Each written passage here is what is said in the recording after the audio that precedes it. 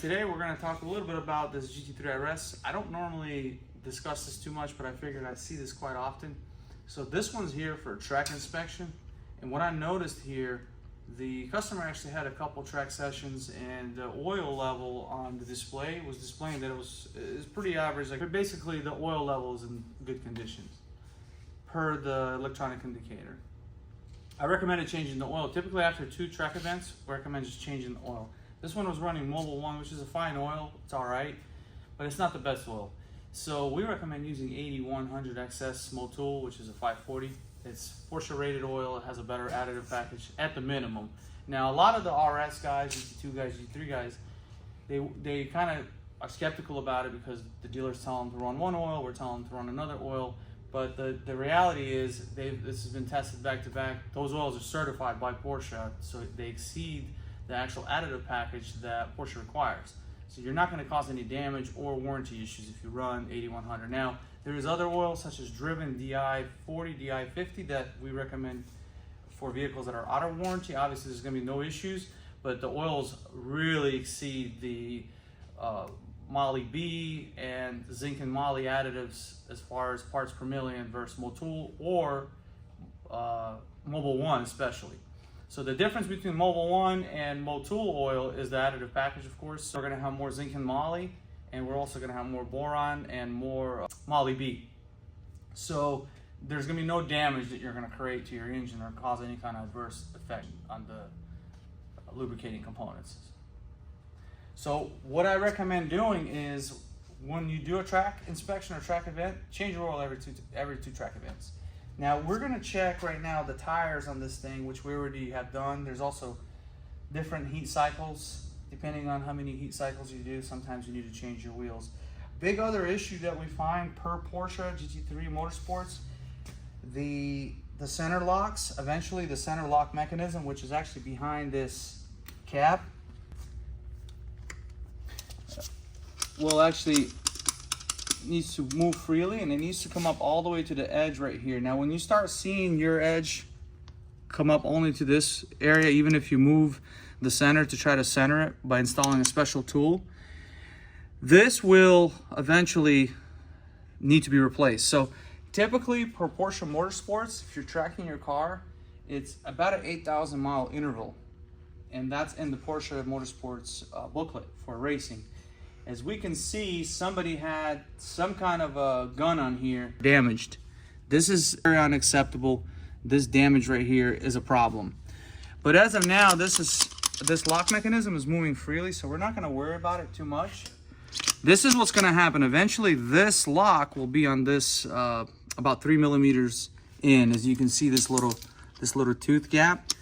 That means you're going to have to replace your center lock. So that has to be inspected. Now, this one's also damaged, which is unfortunate because these are about $350 a pop. So that's pretty annoying, but you know, I'm glad the customer actually brought the car, and this was installed improperly. There's actually a tab right here. There's a tab, and see it's been smushed because it has an orientation slot. So make sure you guys put that in the slot when you install your center caps. There's actually a special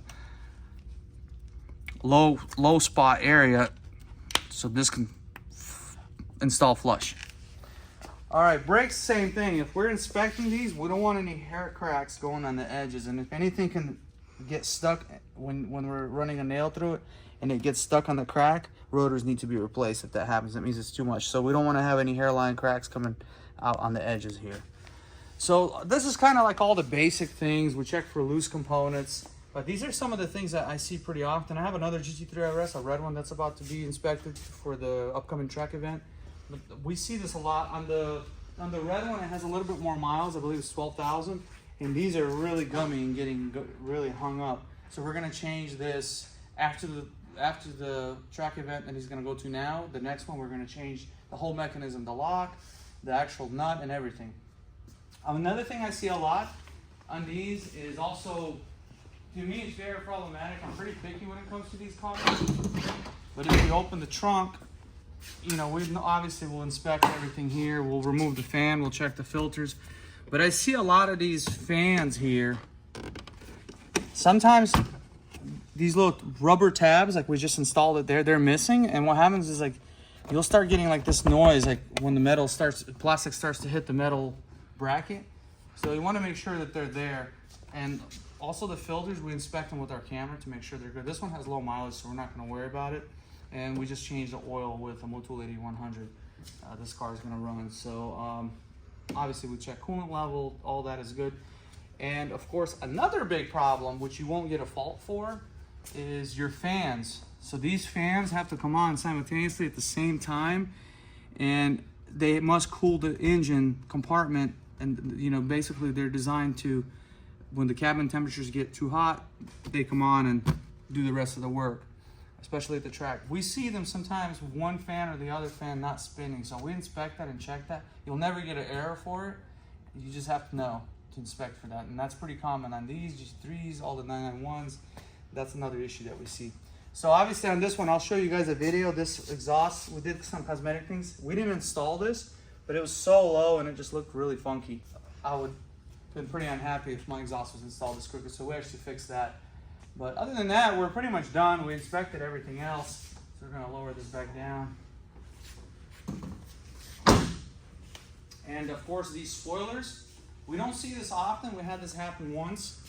The tabs and the special recessed nuts here, we've had these on bolt. And the reason why, internally they have thread lock, and sometimes when you adjust these a lot, the thread lock components will actually just deteriorate over time because they're actually built into the thread, and they fall out, and eventually now you have no thread lock. And from vibration and from downforce, if you adjust your spoilers quite often, you'll need to re-thread lock them, because we've seen these bolts and nuts missing on them. So yeah, that's another issue. Or loose. So yeah, other than that, the tires are great. We're gonna lift it up now.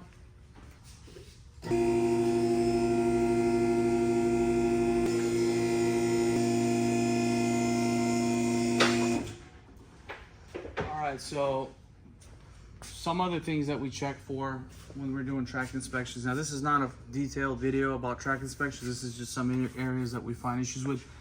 So hardware missing, you know, we don't want hardware missing anywhere on any kind of heat shields or shields themselves, or just components missing altogether when there was like some debris or some damage done when the paneling was replaced. They didn't install the deflectors on both sides. You can tell that these new, but you can also see that they never installed hardware either on none of these. So that's a problem. So we checked for that. These are great to have if you're tracking your car. These will get you out of trouble if you ever go off into the grass area. These will hook up your car and you can pull it out safely without damaging or going on the control arms. Some other big issues, typically after 10,000 miles, we see these control arms on cars that are tracked. Like, this is pretty good right now, but we see these things pretty much loose as everything. So once they get to about 12,000, these are tracked vehicles. Believe it or not, they wear out. So they'll cause clinking when you're backing up going forward. They'll cause them in contact with the metal ball joint area here, and it's gonna pretty much make a popping noise. And the alignment is another big issue. So if you're hitting a lot of curves with the apex, you're gonna knock your alignment. Pretty easy to knock it out. We see a lot of the toe alignments off on the GT3s, GT2 cars. So we're constantly aligning. We have a GT1 race car alignment system, as you've seen in some of our videos with the green 3D lasers. So we constantly have to straighten these out. Don't think if you track your car and you don't hit a curb, apex is almost like hitting a curb if you go real fast. I mean, obviously it's not as bad, but you will knock it out if you keep hitting it. One last thing, when we had this exhaust adjustments and everything, when we were doing that, somebody put blue zip ties, which I'll add in the video, and this valve that opens the exhaust system was completely off.